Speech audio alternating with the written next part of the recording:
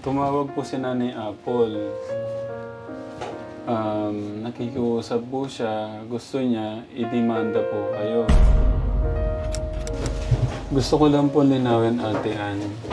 Yung ano po ni Nanay Apple, ganun ba talaga? O... Ganun po siya. Ganun po siya. Po, kasi iniisip ko po. Kahit po sa gawi po ng Kalayakan, kasi doon po kami lumaki. Pagtanong niyo po siya doon kung ano siya nung bata siya. Yung kalinisan. Opo. Yung gano'n, yung kalinisan po. Hindi ano po siya. Dugyot po siya sa sarili niya. Ako naging nanay-tatay nila. Ngayon po, pinag-aral ko siya. Kaya naman po nasasaktan ko po yun noon kasi nga, papasok po sa umaga pagdating po ng hapon sa bahay. Wala pong gamit. Ang laman po ng bag niya, puro latat. To, sabi daw po ng teacher, kumuha ka ng mga latay, bebenta natin. Kaya napapalo ko po siya noon. Pero hindi po yung sinasabi, hindi po yun. Ano po siya, yung para po siyang, kasi po nung bata po yun, para siyang special child. Ganun, isip bata po, minsan po okay naman po. Kaya lang, nung nakatira po sa amin yun, kasi maliit pa po yun nung nawala po yung nanay namin. Ako naging nanay-tatay nila. Ngayon po, pinag-aral ko siya.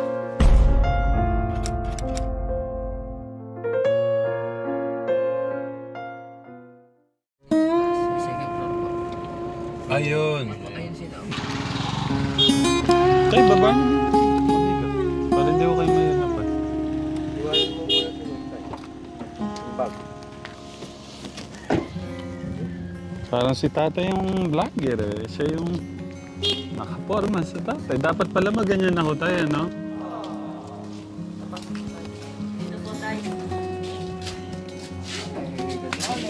Ay, tara tayo. Magandang umaga po.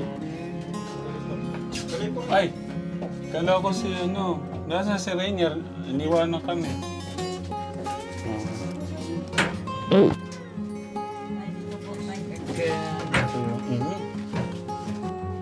Good morning po mga katekram. Andito po kami sa, ano ba nakakasakop dito? Malolos na? Malalas. Sa bahay nila, ano, tawag nito? Tay, Wow. kapatid po ni Nanay Apple yan. Ay, ganun ba? Ay, magandang umaga po. Ano po? Ano pong pangalan po niyo, ate? Florian po. Okay lang po lagay ko tong mic? Okay lang po. Kayo po yung kapatid po ni Nanay Apple. Opo. Tapos, kayo po yung pang-ilan? Panganay po. Kayo talaga yung panganay. Ilan taon na po kayo? 36 po. Tapos ilan po yung anak niyo? 8 po. 8. Sabi po ni Nanay Apple, humingi po ng tulong sa amin. Kuya Rainier, kasama po siya sa... Ano yun? Tumawag po si Nanay Apple. Nakikiusap po siya. Gusto niya, idemanda po kayo. Para saan po? Doon po sa pamamalo niyo sa pala, pananakit niyo sa kanya. Pinuntahan ko po siya, wala pong ganun siyang sinasabi sa akin eh. Pumunta po ako sa kanya doon, namatay po yung asawa niya, kaya lang hindi ko na po inabutan. Kahapon no, kinausap po ako. Tati Ram, pwedeng tulungan mo ako kasi gusto kong ano yung hustisya ko, yung pananakit ng ate ko sa akin, sabi niya.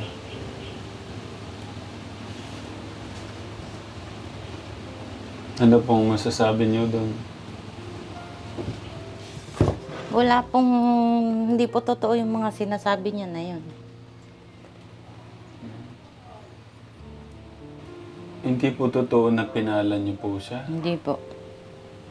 Pero napanood niyo yung video namin noon na sinasabi niya, sinaktan niya siya. Oh, sinasakta ko po siya, pero hindi po ganun na pinala ko po siya. Yung pong nangyari sa ulo niya dito po. Ano po siya, talaga pong may tipos po siya. Nalalagas po talaga yung buhok niya. Kaya nga po, minsan po, isip bata po siya. Ganun po siya. Kayo po pala, eto, malalaman na rin ho natin yung ano, kayo po yung makakapagsabi kasi kayo po yung mas matagal na kasama po ni Nanay Apple. Ano po yung kondisyon ni Nanay Apple ba? Ano po siya, yung para po siyang, kasi po nung bata po yun, para siyang special child. Ganun, isip bata po, minsan po okay naman po. Kaya lang, nung nakatira po sa amin yun, kasi maliit pa po yun nung nawala po yung nanay namin. Ako naging nanay tatay nila. Ngayon po, pinag-aral ko siya. Kaya naman po nasasaktan ko po yun noon kasi nga, papasok po sa umaga pagdating po ng hapon sa bahay. Wala pong gamit. Ang laman po ng bag niya, puro latat. To, sabi daw po ng teacher, kumuha ka ng mga latay, bebenta natin. Kaya napapalo ko po siya noon. Pero hindi po yung sinasabi, hindi po yung sinasabi niyang pinala ko siya. Yung pinagmamalupitan niyo po. Opo. Inaano ko nga po siya noon kasi nga kasama niya po nag-aaral noon itong panganay ko. Pagdadating po ng bahay, wala pong laman yung bag, puro lata po ng sardinas. Mga bote-bote, wala pong papel, wala na pong lapis. Kaya Pero yung ano po, yung sinasabing pamamala, yung ano... wala po, hindi po totoo yun. Yun ba yung sabi niya, pinala niyo daw Hindi siya? po totoo. Marami pong makakapagsabi niyan dun sa Kalayakan po dahil lahat po ng kapitbahay namin dun, nakamasid po lahat yun sa amin. Apo. Pero gano'n niyo siya pinagmalupitan? Hindi naman po, kasi po, nag-aral lang po siya noon ng grade 1. Tapos, hanggang sa natututo po siya na maglayas-layas. Yung huling layas po niya, yun po yung namatay yung mama namin. Kani-kanino po siya sumama. Nabuntis pa nga po yun eh. May pinakapanganay pong anak yun. Paano po ba? Hindi. Gusto ko lang po muna, bago po natin i-ano yun. Gusto ko lang muna malaman, kumusta po siya nung kabataan, nung nag-aaral siya? Hindi po siya nakatapos ng grade 1 po nun eh. Kasi po, lumalayas na nga po siya nun. Pero kumusta po yung bilang bata siya? Normal naman po ba siya? Normal naman po. Kaya Kasi lang sabi po, niyo po parang special ganun child. po siya. Minsan nga po, ganun siya. Hindi po matino yung isip niya. Alam po yun, nung kapatid ko, 3 po kami mga kakapatid eh. Bakit Siya po nga po kaya? yung pinakabunso eh. Bakit to? Hindi ko rin May po alam. problema kasi po ba sa pagpapalaki o sa ano? doon po sa stepfather namin. Sa stepfather ko po. Kasi po nung maliliit po kami. Hindi naman kami napalaki ng magulang namin ng maayos.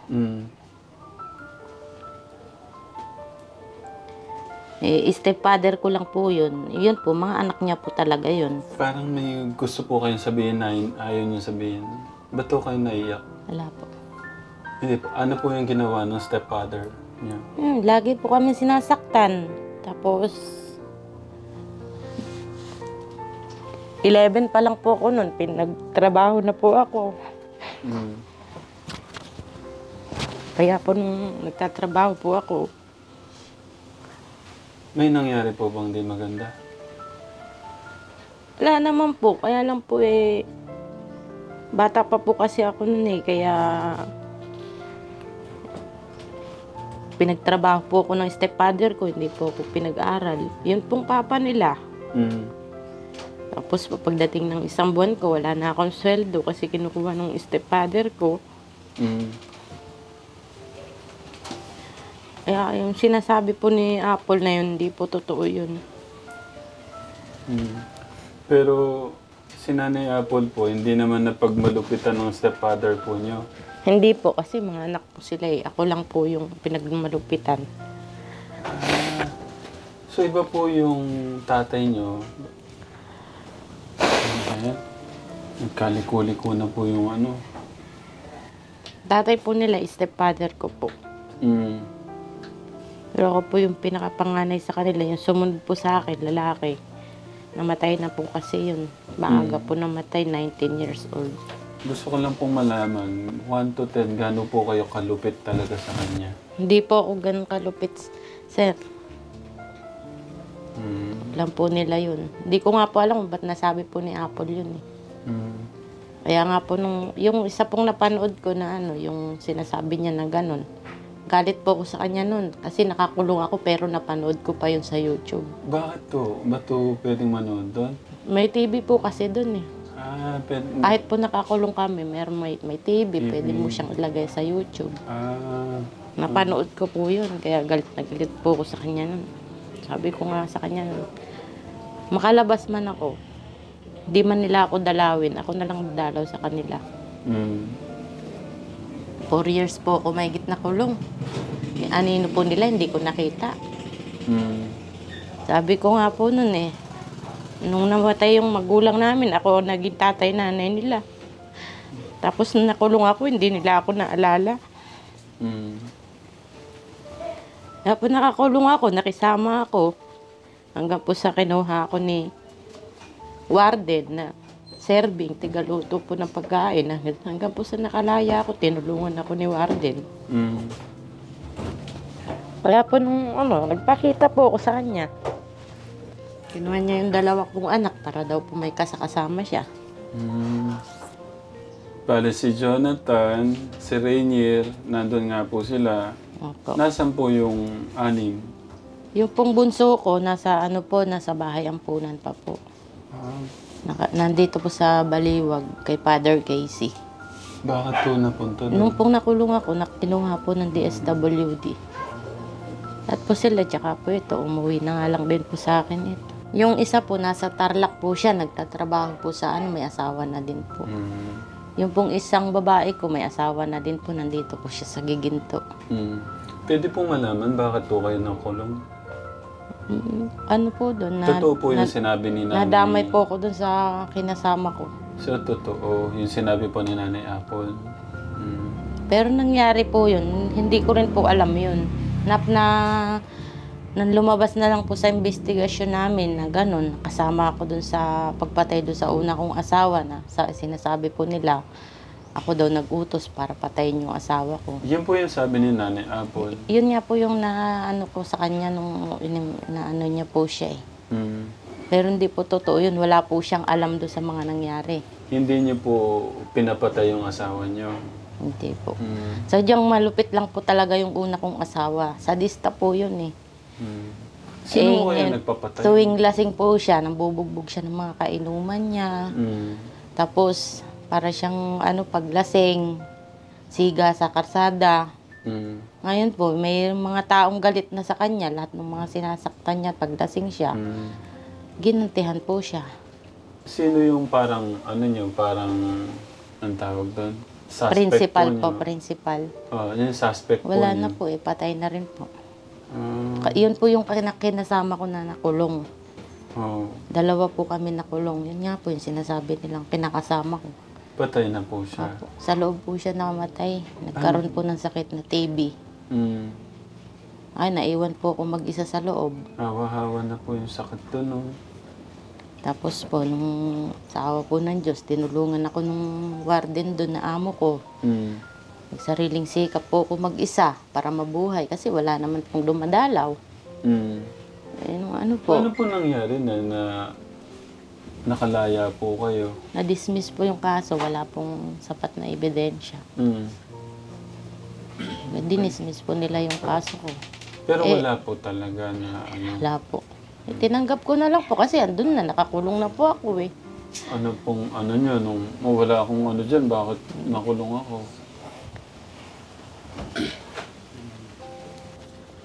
Kumusta po yung mga anak nyo ngayon? Medyo okay naman po. Yung 2 po, nagtatrabaho po dyan sa may, sa may Giginto. Kaya lang po, mababa rin po sahod. Kaya, kahit pa pa, naghahanap-hanap din po ako ng trabaho. Wala naman po madaling mapasukan. Bali nakulong po kayo 4 na taon. Mahigit 4 na taon po. Paglabas nyo, siyempre, di nyo alam kung saan kayo magsisimula. Nasaan yung mga anak nyo? Dati po kasi sila, wala po sa akin. Tapos po dati pa. Nung bago nung kayo nakakulong makulong. po ako, nasa akin po yan. Kinuha po nung DSWD kasi wala na nga po nag-aalaga. May nag-aalaga man po sa kanila, parang hindi rin po nila kasundo. Kaya po ang ginawa po nung kapitbahay namin, humingi ng tulong sa DSWD para kunin na lang po yung mga bata. Nag-aaral nga po yan nung kinuha nila Ngayon po, nung nalaman po nilang lumaya na ako, isa-isa na po silang umuwi sa akin. Mm. Tapos, dito lang po ako sa malapit kasi nga, kahit po paano, nakakulong po ako. May nakilala naman po akong lalaki sa kulungan. Nakakulong din po siya ngayon. Mm. Nagkaroon ho kayo ng karelasyon Opo. sa ano. Kumusta po kayo? Okay naman po. Mm. Hindi po kami lumalayo kasi nga, minsan wala din pong dumadalaw sa kanya. Ako na lang din po. Mm. Kahit paano naman po, pag pumunta naman po ako doon, siya pong nagbibigay ng pang-upa ko dito sa bahay. Mm. Pangbili ng pagkain namin. Bakit? May pera po siya.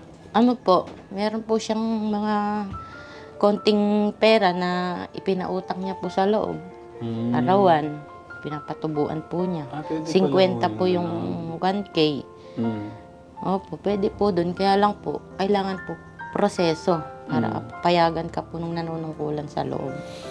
Mm.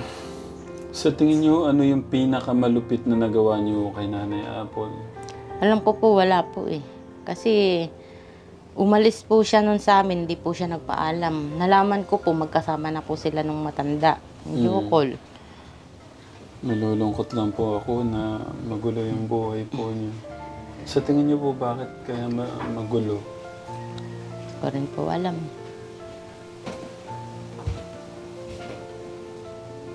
Pero naniniwala po kayo pagka nabuhay tayo sa mali, magiging magulo.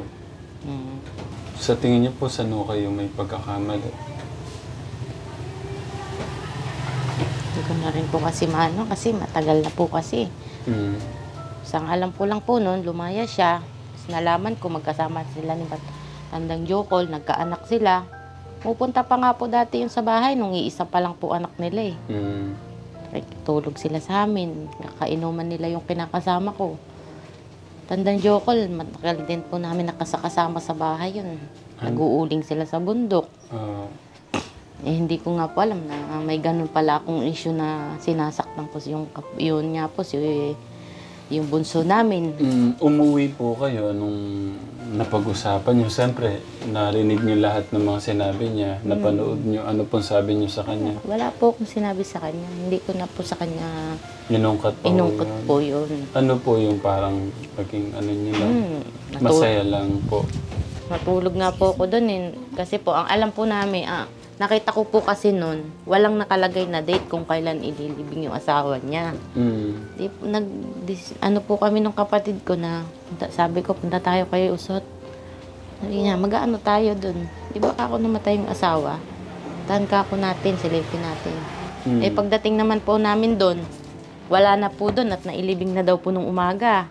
Ang ginawa namin, natulog kami nung gabi doon. Tanghali na nga po ako umalis noon eh. Itong kasama ko. Kasi isang kapatid ko, umuwi na rin po kasi dito po yun sa Kamachili, sa DRT nakatira eh. Gusto ko lang po linawin, Ate Ann. Yung ano po ni Nanay Apple, ganun ba talaga? O, Ganun po siya. Ganun po siya. o kasi iniisip ko po. Kahit po sa gawi po ng Kalayakan, kasi doon po kami lumaki. Pagtanong niyo po siya doon kung ano siya nung bata siya. Yung kalinisan. Opo. Yung ganun, yung kalinisan po. Hindi ano po siya. Dugyot po siya sa sarili niya. Kahit po nung bata yun, kahit anong linis namin doon. Wala, hindi siya ano. Uwi siya ng bahay, madusing, lilinisan ko, madusing pa rin paglalabas. Bali ilang taon po siya nung naiwalay po kayo? Ano na po eh. Kasi po 2005 po yung namatay po yung, 2011 po namatay yung mama namin eh. Bata pa lang po siya, di ba po? Opo. Kaya siguro normal lang po yung pagka, yung madumi siya pag linilinisan nyo. Mga ilang taon mo kaya siya nun? 5? Ano na pa siya nun? 6? Hindi lang po siguro 5. Kasi ano pa lang po siya, di ba? 20... Tama po ba yung edad niya din mo pala? 23 po ba? 1994 po siya eh. 1994 tayo. Kasi po yung isang kapatid ko po, 92 eh. 30 na siya. 1994 po siya. Kasi po yung isang kapatid ko, 1992. 2 taon po ang pagitan nila eh. So, yun, katekram, ang totoong edad ni Nanay Apple, ang totoong edad daw pala ni Nanay Apple, 30. 1994. Opo. Sigurado po kayo doon? Opo. April 1 po. Ay, April 19 po siya eh. April 19. Okay. Pero ilang taon no siya talaga nung nahiwalay po sa inyo? 2011 po yun eh. 2000. Nung hindi ko na po siya nakakasama. Pero kung kayo po yung tatanungin, yung isip ba ni Nanay Apple, normal po ba kayo nang makakapagsabi? Si Apple po, hindi, ano po talaga siya. Hindi po normal yung kanyang pag-iisip. Sabi niyo, Kasi nakikita ko naman po, di ba, nung inaano niyo po siya. Pag ini-interview niyo po siya, napanood ko po siya nun. Sabi ko sa kanya, ito si Usot po kasi tawag namin dun eh. Usot, nakikipagmatigasan pa sa kausap. Siya na nga ako yung tinutulungan, siya pa tong parang galit. Hindi po yun na marunong makinig sa payo eh. Yung pong bunso namin, hindi po yun marunong makinig. Pag pinagalitan mo po siya, magtatampo, lalayas. Ganun po yung ugali niya. So, ganun ho talaga. Opo. Siguro, paano din kung paano po siya pinalaki, no? Kasi wala nga po magandang... Yung stepfather namin, wala namang ginawa po kasi yun, kundi maglaklak, uminom. Wala pong pakialam sa amin. Kahit po wala kaming pagkain, siya basta makainom. Ganun po yung stepfather ko, yung tatay po nila. Hindi magpaaral nga po ng anak eh. Ayaw magpaaral ng anak. Kahit po sila, hindi sila nag-aral. Namatay po siya. Namatay na rin po yung magulang namin babae. Trinay ko pong pag-aralin yung kapatid kong bunso. Kaya lang po, ganun siya. Uwi siya ng bahay, walang gamit. Walang laman yung bag. Ang laman, puro lata. Kasi ibebenta daw po yung Opo. lata. Kasi naisip ko po, kaya po minsan lutang yung isip ni Nanay Apple dahil sa sobrang dabi din ng bata, magulo, tas sa pagkain, nalilipasan ng gutom, nadaming iniisip, kaya po isip ko ganun. So kayo talagang meron siyang ano po, special child, sabi niyo po. Ganun po siya. May pagkaano po yung pag-iisip niya. Minsan naman po okay siya. May time naman din po na para siyang hindi ko po alam kung hindi ko na rin po maintindihan kung anong pong pag-iisip Ako nga din, hindi ko na rin po maintindihan eh. Ganun po siya. Magaling siya gumawa ng kwento.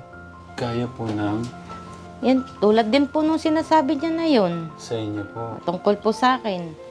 Sabi ko nga, bakit ganun? Sabi ko ganun sa kanya. Sabi ko noon, nung napanood ko siya sa interview.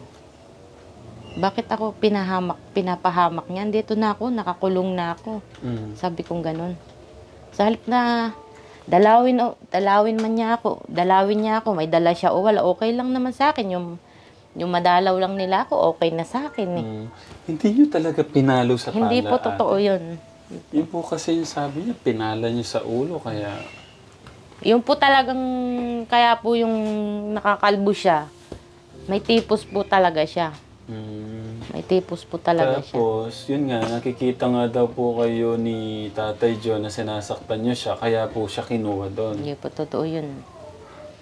Lumayas po yung kapatid ko na yun, nalaman na lang po namin, mag-asawa na sila. Mahilig siya magsabi na, pag kusa siyang lumayas, pag nakitira po siya sa ibang bahay, sabihin po niya, pinalayas namin siya. Ganun po yung mga sinasabi niya. Marami po siyang tinirahan na ganun po yung sinasabi niya, pinalayas ako ni ate. Ganito. Ilan po ano niya pala? Ilan po kayo magkakapatid? 4 po kami, 3 kaming babae, 1 lang po lalaki. Kasunod ko po lalaki. Namatay naman po ng maaga, 19 years old. Yung dalawa po, buti hindi po sila nakakapunta sa inyo. Siya po. Yun Di ba, po si Apple, kayo? Nanay Apple po. Wala po yung isa. Nanay Apple, yung dalawa po, ba't di po napupunta sa inyo? Apat po kami. Isang lalaki po, namatay po yung isa. Opo. Tatlo Nanay na lang po Apple. kami babae. Oo nga pala, sorry po. Yung isa, Yung isa po nasa Kamachili po sa DRT nakatira. okay naman po siya. Okay naman po kasi po kahit papano. Yung asawa din po nun, para na rin po si Tatay Jokol, matanda na eh. Ba't ang tawag niyo pala kay Tatay Jokol? Bakit po Jokol? Paano po? Jokol po. Ayun po kasi yung bansag sa kanya dun eh. Yung kapatid mo, asawa na ni Jokol magkasama na silang dalawa. Ay, opo. Kasi, pwede kong malaman, kumusta po si Tatay Jo nun? Patawad po kay Tatay Jo. Okay naman po wala si na Tatay siya. Jokol. Si Jokol noon. Mabait naman po yung matanda na yun. Oo. Mahal na mahal nga po niya si Usot eh. Usot po kasi bansag namin doon kay Nanay Apple. Mahal na mahal niya yun. Pupunta sa amin yun, kasama niya. Sila mag-asawa. Oo. Aayain niya yung pinakasama ko. Magiinuman sila. Tutulog sila sa bahay. Kinabukasan sila uuwi. Okay naman po. Mabait. Okay. Kaya nga po nung nagsama na sila, wala na ako nagawa. Hindi ko na siya pwedeng bawiin. Ano pong hindi niyo po ba sinabihan na may asawa po kayo, Jokol? Hindi naman po. Kasi po nakakausap ko naman po yung mga kamag-anak ni Jokol. Tsaka yung asawa po yata ni Man Jokol nun, ni Jokol. May sakit. Stroke na po yun eh. Babae. May sakit, pinalitan kagad. Stroke na po yung asawa niya. Panahon na yun na nagsama sila ni Usot, ni Apple.